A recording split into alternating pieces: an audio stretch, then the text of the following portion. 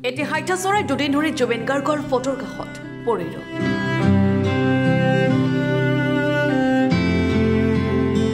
একো এটা নোখোৱাকৈ জুবিন গাৰ্গৰ ফটোলৈ মূৰ কৰি বহি ৰ'ল দুটা দিন।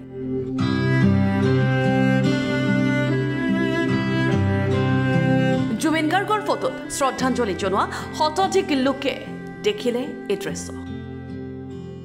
যোৱা 19 তাৰিখে আমি আমাৰ জুবিন গাৰ্গৰ যি মাহেকীয়া আদ্য শ্ৰাদ্ধ আছিলে সেই আদ্য শ্ৰাদ্ধভাগী বেবেজীয়া চাৰিআলি প্ৰাংগণতে পাতিছিলোঁ আৰু তাতে এজনী হাইঠা চৰাই আহি জুবিনদাৰ ফটোখনতে মূৰ দোৱাই দুদিনকৈ থাকিলে আৰু যোৱাকালি তৃতীয় দিনা হাইঠা চৰাইটোৱে সেইখিনি নিশ্বাস ত্যাগ কৰিলে জুবিন গাৰ্গৰ ফটোৰ তলতে।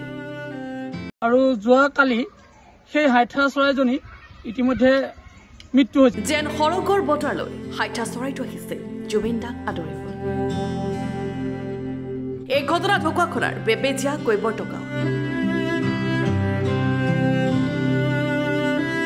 আজি এই পবিত্ৰ চৰাইটোৰ শেষ কৃত্য সম্পন্ন কৰে গাঁৱৰ ৰাইজে।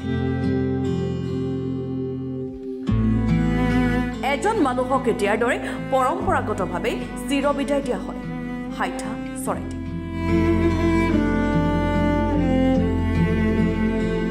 সোৱণশিৰি কৈবৰ্ত উচ্চ মাধ্যমিক বিদ্যালয়ৰ সমূহ ছাত্ৰ ছাত্ৰী আৰু শিক্ষক গোট তথা মিলনজ্যোতি যুৱক সংঘৰ সহযোগত আজি হাইঠা চৰাইজনীৰ সম্পূৰ্ণ হিন্দুত্ব ৰীতি নীতিৰে আমি সৎকাৰ কৰিছোঁ।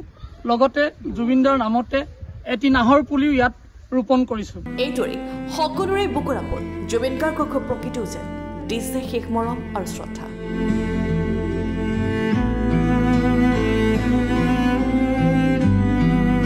Bureau report Lakhimpur today.